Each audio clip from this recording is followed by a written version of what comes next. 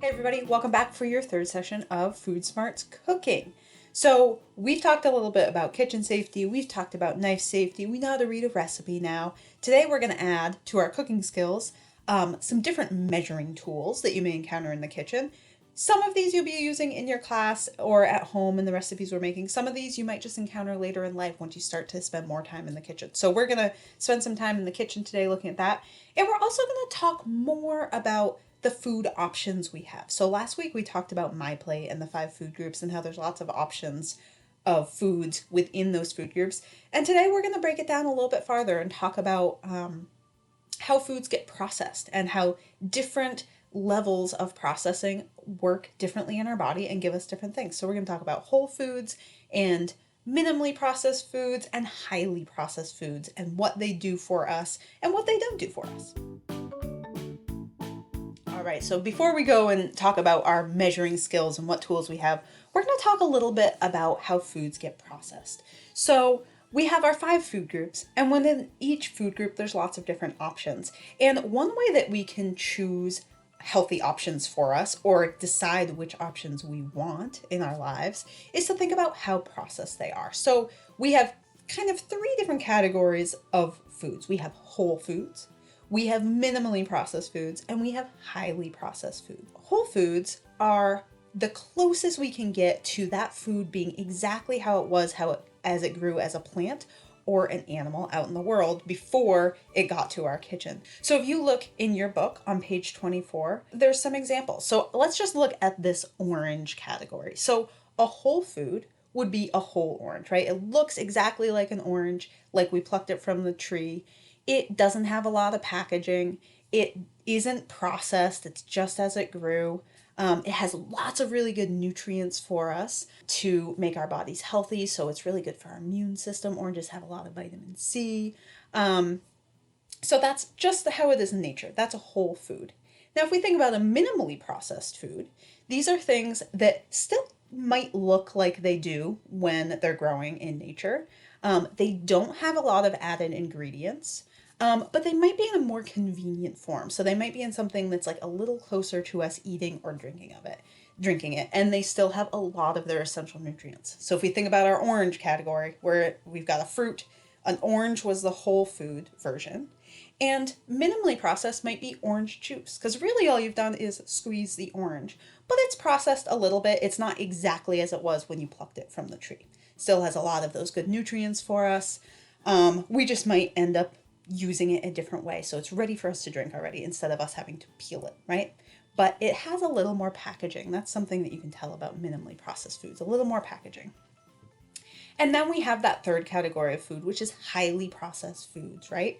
So highly processed foods can last a long time. Sometimes they have preservatives in them. They might have some added sugar or salt or saturated fat, which is a kind of fat that's a little bit hard on our bodies. It's hard to digest. And it might not look a lot like what it originally was. So the example on page 24 is orange soda, right? It maybe has a little bit of orange flavoring in it, but it doesn't look like an orange the way we pick it from a tree.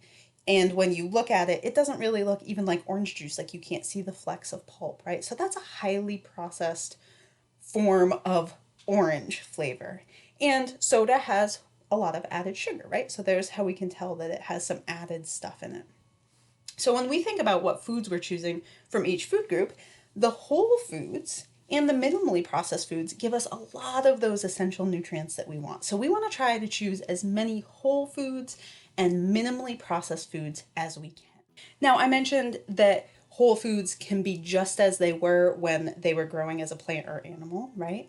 So a lot of our whole foods come from plant sources. And on page 45 of your book, there's some examples where you can think through what parts of the plant do we actually eat, and think through foods that you like to eat in your life that come from each part of the plant. And you might be surprised about what part of the plant some of the foods we eat. And if you have a question about any of those, if you can't figure out which part of the plant it is, maybe you can talk about it as a class and see if someone in there knows where, like an artichoke. What part of the plant is an artichoke, right? So there's some funny ones that we're not really sure. So take a look at page 45 and think about where some of those whole foods might come from, what part of the plant we might be eating. All right, so time to head into the kitchen. I'm going to show you some measuring instruments that I use in my kitchen, and these are things that are going to come up in almost every recipe that you use. So we're going to look at a couple different measurements that you might see in your recipes and how to choose the right piece of cooking equipment. So things that we will see in our recipes will call for teaspoons or tablespoons. So we're going to use our measuring spoons when it calls for that. So your set of measuring spoons, your biggest one is a tablespoon. The next one is a teaspoon. The next smallest one is a half a teaspoon, and your smallest one is a quarter teaspoon. If you have this blue set of spoons, this is an entire tablespoon, and there's a line inside that's a half tablespoon, so it's a little funky. And if you look really close, each of these says what they are on the handle, but they're abbreviations. So your tablespoon abbreviation is TBS with a capital T. Your teaspoon abbreviation is TSP with a lowercase t. And your half teaspoon, your quarter teaspoon are that same abbreviation. So you gotta choose the right spoon if it calls for a tablespoon or any sort of teaspoon.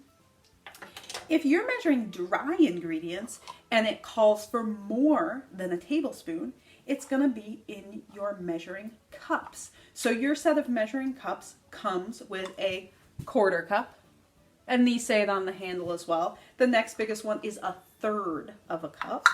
The next biggest one is a half a cup, and your biggest one is 1 cup. Now, this is for dry ingredients. So if we are using our measuring cups or our measuring spoons for dry ingredients, what we're going to want to do, so this is a bag of flour, scoop it in and get a big scoop. You see how this is kind of overflowing the 1 cup, right? That's way more than 1 cup. This is what we would call a heaping cup of something. Sometimes a recipe will call for a heaping cup. That means you scoop it in there, and if it's a little mounded on top, that's great. If it just calls for 1 cup, what we're going to do is we're going to get that heaping cup, and then we're going to flatten off the top back into our ingredients bag. Whoop. So we just get 1 perfectly level cup, and then we can dump that in our bowl. The same goes for if we're using our spoons. So if it calls for 1 tablespoon of something, we're going to choose our big tablespoon. We're going to dip it in our bag of whatever ingredient it calls for. This is flour. And then we're going to smooth off the top so we get exactly 1 tablespoon and then put it in. All right. So that is a way that we can ensure that we're getting exactly what it calls for, no more, right? Now, the last measuring tool that I'm going to show you is your liquid measuring cup. So see here, this has measurements up and down the side. It's a little hard to see because it's see-through. There we go. So this is a 2 cup measuring cup. That's your biggest line. And you see that the line, the biggest measuring line, in this case 2 cups, is a little bit far from the top. That's because this is for liquids. So we wouldn't want to fill a liquid cup here because then we would be walking across our kitchen and spilling everywhere. So we can use a liquid measuring cup, and we pour our liquid in all the way up to whatever line we need. This one's going to call for 2 cups. Fill it right up to the line, a little bit more, and then we're going to dump it in. And then we don't spill everywhere as we would if we were using a dry measuring cup. So those are the things you'll see in your kitchen. You'll have measuring spoons. Make sure you choose the right one. You'll have measuring cups. Make sure you choose the right one. And then you have your liquid measuring cup for anything that's not dry. So if you have time in class, take a look together on page 24 and 25 and think about some of the foods that you eat in your life and where they fall on the whole foods to processed food spectrum, and how, if they have a lot of nutrients or not a lot of nutrients, if they have a lot of packaging and not a lot of packaging, and try to decide which of those lines, which of those line charts you would use when you're making different decisions about food in your life. And then if you have time, take a look at page 45. Try to see how many different fruits and vegetables you eat and figure out which part of the plant they are. For today's recipe, you are going to need to use your kitchen safety. You are going to need to use your safe knife skills. You are going to need to use your recipe reading skills. Read through this one all the way. And you're also going to add in some measuring instruments, right? Now, if you're in the classroom, it might be a little different for you, but make sure that you are keeping track in your brain which instrument, which spoon, or which cup you are supposed to be using today, even if it is your teacher adding it into your bowl and not you. All right, everybody, that's it for today. Enjoy your activities in class. Hope you like the recipe, and I will see you next time.